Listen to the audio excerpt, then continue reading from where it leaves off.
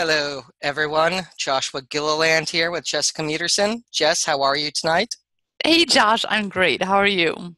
I'm well. For those, if this is your first time joining us, we are the Legal Geeks. And tonight Doo-doo-doo. we are here to journey into mystery, to talk about one of the greatest comic book heroes ever, the mighty Thor, and a little gender bending that's happened. But Which has made him much more interesting. it Made is, Thor much more interesting. I shouldn't say him. Made Thor much more interesting. I've read Thor since I was a young teen. And you're a relatively new fan, and we've both talked about the legal issues in the latest two issues of Thor. And it's the first time that we both have tackled effectively the same topic from different perspectives. And so, Jessica, what are your thoughts on the property rights associated with Mjolnir, Thor's hammer? Ooh, good job pronouncing it. I'm always afraid to pronounce it, so I had to say the hammer. First of all, I do want to clarify one thing. I am a new fan of the Thor comics. But Norse mythology was actually one of my first loves growing up in northern Minnesota. We're like, we don't need Greek mythology, we're all Norwegian. So I grew up reading about Norse mythology. But even there, Thor was the easiest. And he was like a third grader. I'm like, Thor's a moron, and Loki can trick him into anything. So I liked Freya, I liked Balder, I liked Odin, I liked Loki. But Thor, I thought was kind of boring. He's the big lunkhead who Loki was always tricking with a quick temper. And so maybe that kind of lack of interest transferred over to the comics, where Thor was never a character I was really interested in. But now they are doing this fantastic stuff. Obviously, I'm obviously a big girl action hero kind of fan. So, when they started talking about this female Thor, I'm like, I have to check it out. Started reading them, loved them, but didn't really see any legal issues until, of course, Thor Odinson shows up in issue 4 and is like, I want my hammer back. And so it got me thinking, obviously, and you kind of touched on this, the hammer is not your typical personal property, but I'm like, okay, if it is, would there be, if these Norse gods bother to consult with a lawyer, would there be issues? I, of course, had to look under Minnesota law because we are like the most Scandinavian of all the states. And I think, I didn't find this, but I'm pretty sure that Minnesota has more Swedes and more Norwegians outside of Norway and Sweden than like anywhere else in the world. So anyway, that little digression into my home state history. But there is this concept in Minnesota and actually other states too about theft of lost property, which in other words, it kind of prevents you from like, oh, hey, I found this incredibly valuable piece of property on the sidewalk. Oh, no one's around. Guess it's mine. They're saying, no, you do need to make efforts. And this is kind of the idea you hear about where if you find a bunch of money on the sidewalk, you're supposed to turn it into the police. If nobody claims it, then you can get it back kind of thing. So that was the same idea about, could she return the hammer to its owner? Josh, you have a point? Yeah, let's back up a moment because there might be Okay. some lawyers and law students who are not reading the series. Oh, I'm back. Oh, that's right. All right. Sorry. I'm jumping through too much. But why don't you give the background? You're more of the comic expert than I am. Okay, will do. So in the last issue of Original Sin, there's a fight with the now aged Nick Fury. The Infinity Serum is worn off. It turns out he's been waging a secret war, killing aliens and demons since apparently the late 50s, early 1960s on an interdimensional level, fighting the battles that kept galactic wars from taking place. And that's the entire premise of the series. So in this fight in orbit between Thor and Nick Fury, Fury says something to Thor in a whisper. And in that whisper, Thor reacts in rage with, what? What did you say? And in that instant, he becomes unworthy of the hammer. And the hammer drops and lands on the moon.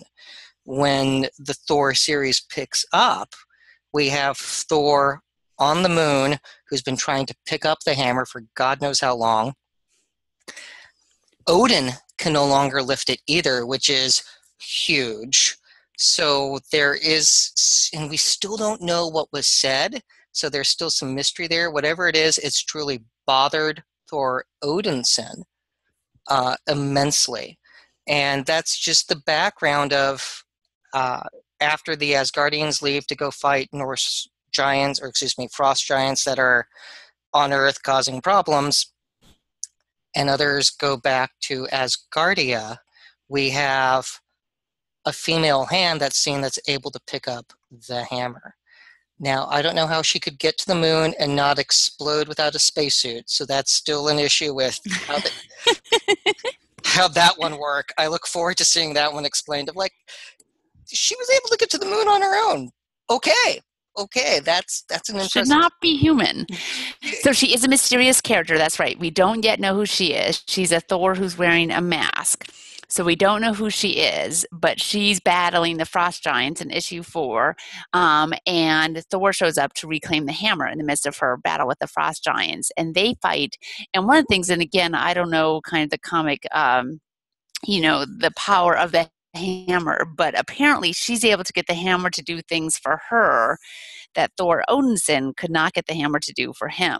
So by the end of their fight, he has realized that, you know what, actually the hammer, for at least the time being, does belong to her. And in fact, he believes it so much that he actually voluntarily turns over his name as well. He's like, I am no longer Thor, you are Thor, I am Odin's son, and that's it. So that kind of answer my theft of lost property is, because of the unique properties of the hammer, she would not have been able to return the hammer to Thor Odinson if he had been the rightful owner. And really, since the hammer gets to decide who it belongs to, she is now the rightful owner. So there could be no theft of lost property. Now, Josh, I know you had a different spin on that then ties in kind of to my issue 5 issue. Which is fascinating that we both approached it from slightly different points of view. And it might stem from you're a newer fan and I'm an older fan in how we track the analysis, because we want new fans. So I'm very supportive of that. I'm not one of those angry geek guys who's like, now there are people here who didn't read for the last 30 years. Well, good. Thanks, We're not shrinking. We're not dying. We have new people. It's okay if somebody doesn't know about Beta Ray Bill. It's okay. So my thought process, as I remember Beta Ray Bill, I wasn't reading when he was introduced in the original Thor series. But my thought process is, one, the hammer has a mark of appropriation on it with the inscription, whoever holds this hammer, if he be worthy, shall possess the power of Thor. And the new Thor was so worthy, the inscription changed to she, which was cool. And they didn't go with the more gender neutral pronoun of they. Right. So, whatever, that's cool. So, but when Thor dropped the hammer, my point of view on this is being worthy is a condition precedent to being able to use the hammer. And so he might have still had a property interest in it, because a hammer should be a chattel. It should be something that's owned. However, since this is a comic book, it's quasi-sentient. It doesn't speak per se. It doesn't communicate directly with specific language, but there's obviously some intelligence that's connected between the user and the hammer that can direct how the hammer flies and other parts of this. So in my theory, that we have a revocable transfer of property contingent upon worthiness. And when Thor Odinson became unworthy, he lost his property right in the hammer. Now, under traditional property law, normally when that happens, it would revert back to the original owner. In this case, it would be Odin. Not the case that we have here, since Odin is also unworthy. So my point of view is, from the basis of the inscription, since the hammer can select its new owner, that the hammer became the property of whoever was worthy to lift it after Thor Odinson lost his worthiness. In this case, that would be the new Thor when she went to the moon and rightfully reclaimed her hammer, which I'm sure there are property professors and contract professors jumping up and down right now with the way that we just applied contract law and threw in a little Genvi Rich with that bomb lance on a whale and applying it to the hammer of Thor. So I think this is fun. I mean, analytically, this is like a lot of fun to look at. It is. See, I was going to say, I think maybe the reason you approached it from a different standpoint than me isn't because of our comic book geek side, it's because of our law side. You just brought up a whole bunch of property words, and basically, the second my property exam was over, and then whatever I had to learn for the bar was over, I forgot all things property. As much as I love law school, love constitutional law, love contract law, was fine with torts and civil procedure, I hated property law. I'm like, if I never have to think about personal or real property or, any kind of, any of that sort of stuff, no. So I think that's where I, even in my analysis of geeky stuff, I'm like, I'm staying away from property law. Yeah, I did okay in property, and I think Professor Coletta would be very happy with what I just rattled out. Property was the first class I walked into in law school, so that was the first class in my section. So that was the one, and I remember whales and bomb lances because of my sailing interest. Sure. And I actually found what a bomb lance looks like at Mystic Seaport in Connecticut. So. Mystic Seaport. You've been to Mystic Seaport? I went to high school and lived right near there, so we hung out at Mystic Seaport all the time. Chapaka Falls. Yeah, that's I did learning new things about each other. Look at that. See, you guys, we've known each other for years, and look at what we're discovering. It makes sense that you would go to Mystic Seaport, though. Did you get to pull on the sheets, haul up the sails? No, I was there we were doing a Sea Scout regatta at the Coast Guard Academy, and it was an advanced. Which is right there in New London, Connecticut. And it was an advanced trip out to do prep work, meet with folks, and I would like I'm not going to Mystic Seaport, so I was there. It was a day early, and so I went to Mystic Seaport, and then I went to the Submarine Museum and went to the Nautilus because I wouldn't do those things. I mean, seriously. So.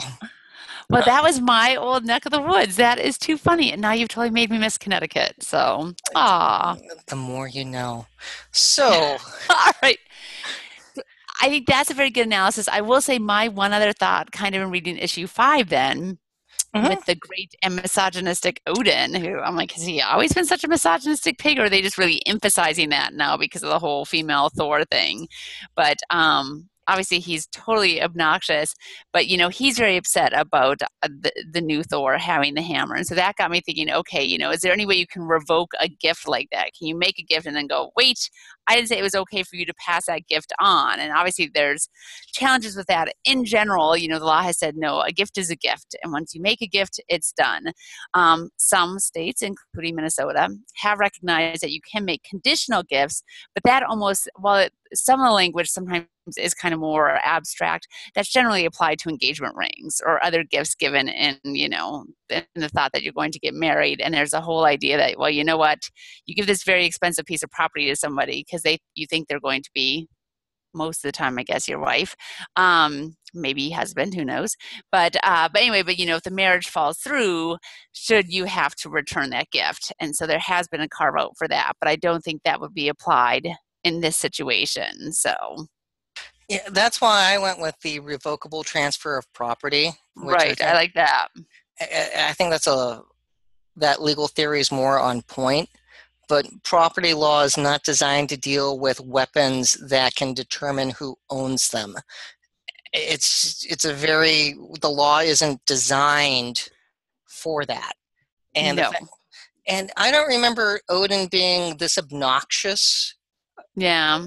In the old series.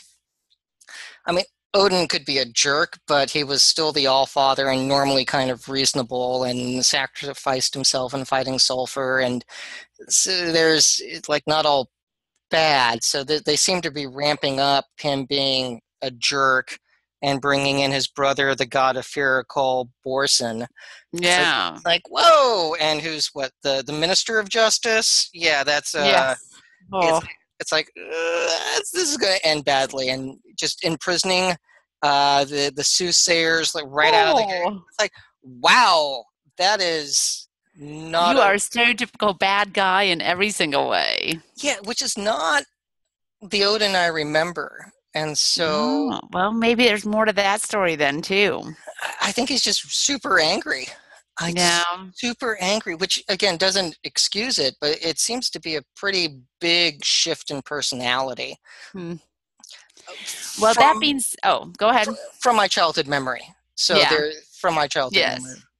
Well, I do have to say, regardless of that, I am enjoying this series very much. I have to say, it is, there have been some others that I've enjoyed. She-Hulk, I like the Spider-Woman's, love Wonder Woman, but Thor, I'd say, has just been fantastic so far. So I can't wait for the next issue.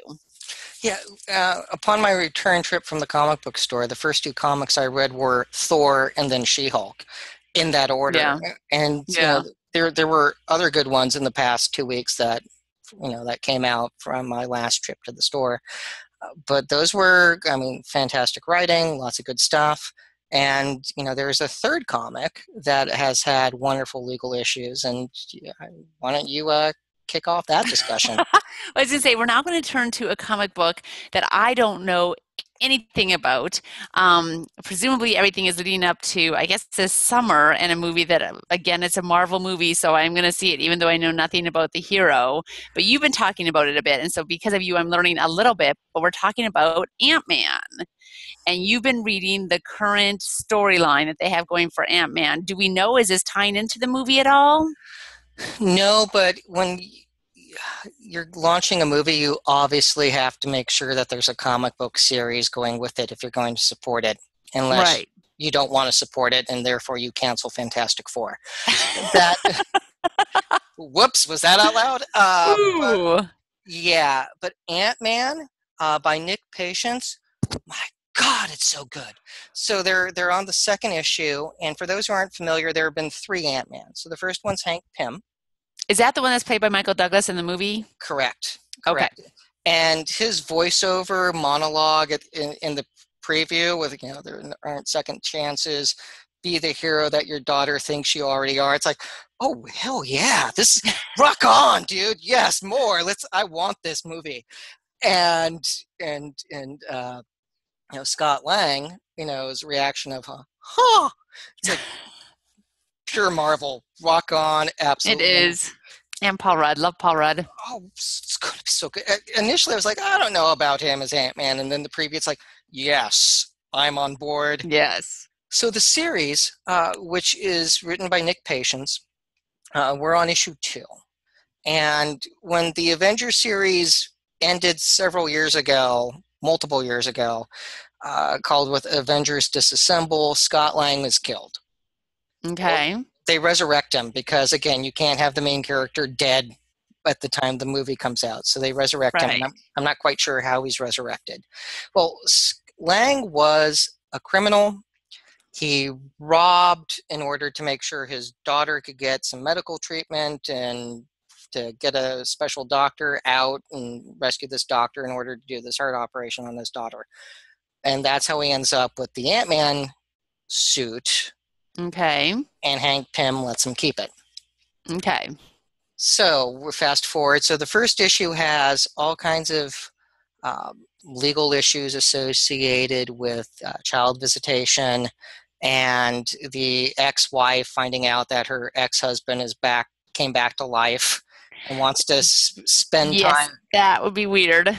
Well, she does something that I think is like really mean with like, I'll just move from San Francisco to Miami and say, screw you, I don't want you near our daughter, which raises all kinds of like child visitation rights. And I find family law especially heartbreaking and really, really unsettling. So I wanted nothing to do with that. I didn't Yes, research agreed. it. It's just too painful and involves kids. And it's just like, I don't want to touch it.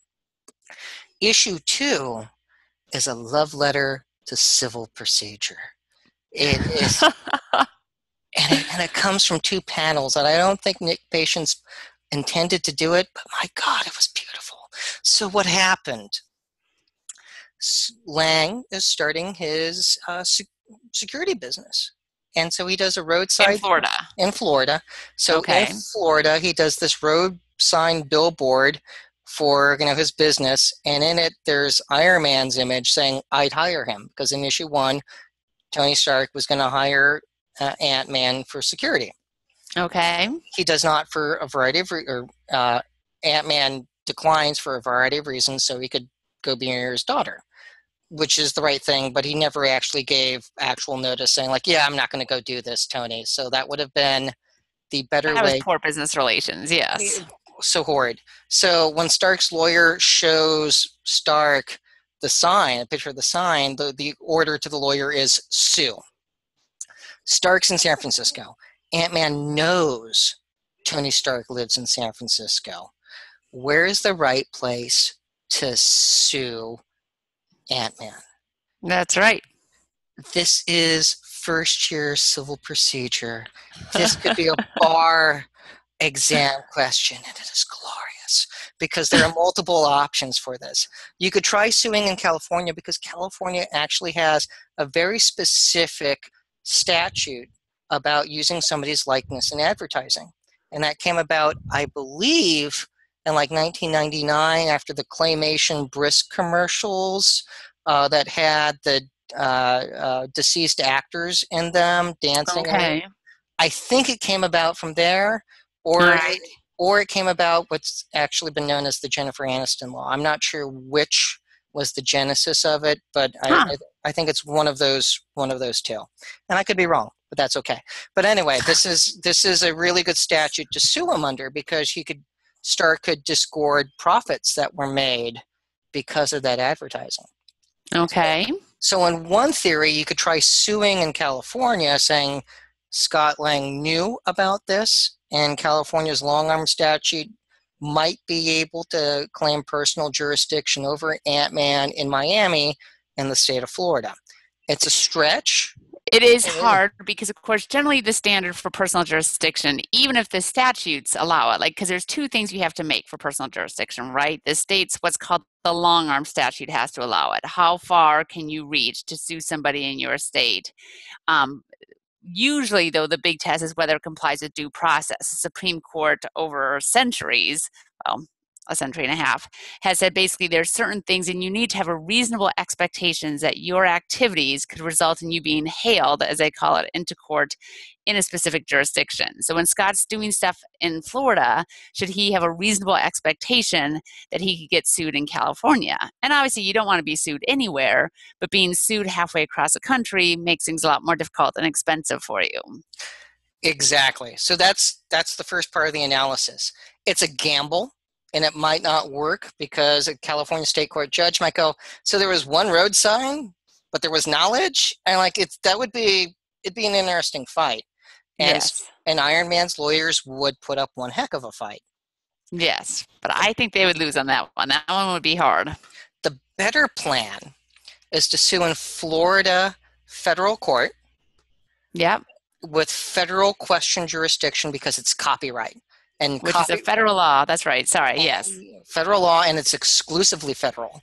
And so you get into federal court by using Iron Man's image on the billboard. You can then bring in through supplemental jurisdiction. I don't think you could do both. I wouldn't try doing both, but you could use Florida's false advertising laws, which are different than California's. Yeah. So they are different because it's not truthful advertising, and you could bring that in through supplemental jurisdiction. However, which is supplemental jurisdiction is bringing state law questions that really the state court should decide into federal court by saying, Your Honor, we're already here for other reasons, so let's go ahead and address the state law issues too while we're here. And the idea there is, again, just that way the parties don't have to have lawsuits in two different courts. Yeah, it's the same nucleus of facts.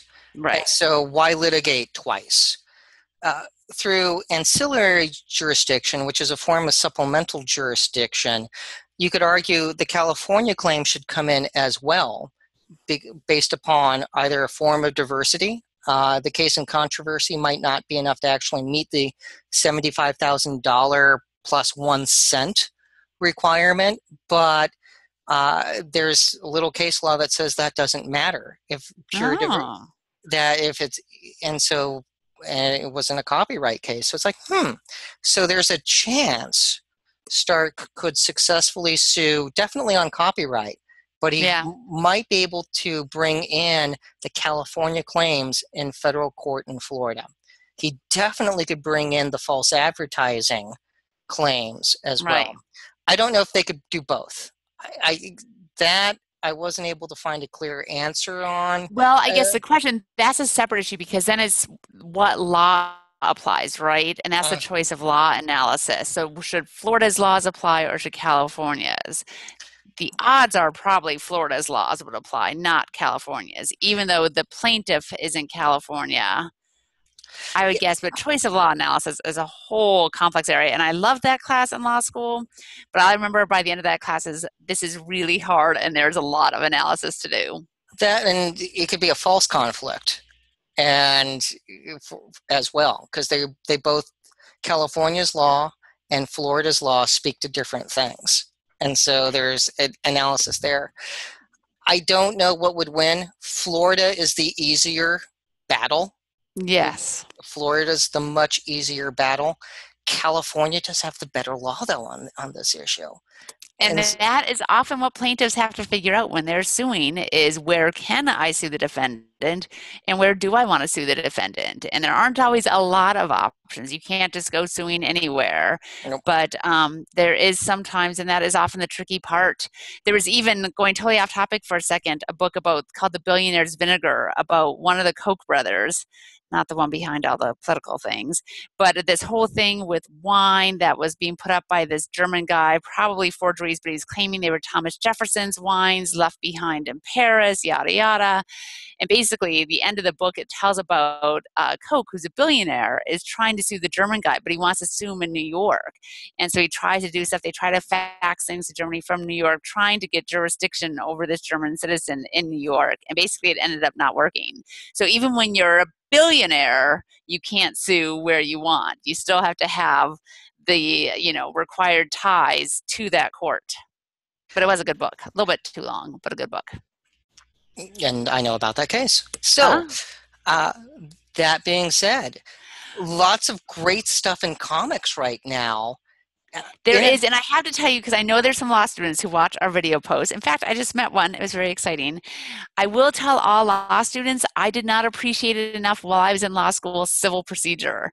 That is the thing that you live and breathe if you're going to be a civil litigator after you get out of law school. And so I'm like, if you're thinking about being a litigator, please pay attention to Civ Pro, because I did not pay enough attention, and that is the thing that you really day in and day out need to know forward and backwards.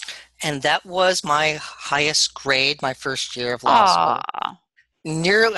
I was 1 point behind the student who amajured the class, so that was it. And I ended up actually working for the professor my third year of law school, doing a lot of research. Oh, cool. Yeah, so I'm again, e-discovery geek. Yeah, what's that tie to? That's true. You're right. Federal rules of civil procedure. That's crazy talk. Crazy. And we have shown a ton of our nerd side tonight. Forget the geek side. We're full out nerd tonight. But we do say Marvel keeps on doing the awesome comics. I want to hate them because they're taking over the universe and taking over Hollywood, but it is actually, they're awesome. And well earned. I mean, when you're on top, you're on top. And they're doing a phenomenal job with all of their properties right now. So keep up the good work. And thank you, everyone, for tuning in tonight to hear about civil procedure and property. What are you going to say, Josh? What's your sign off? I was about to say it for you. Stay geeky, America. Stay geeky.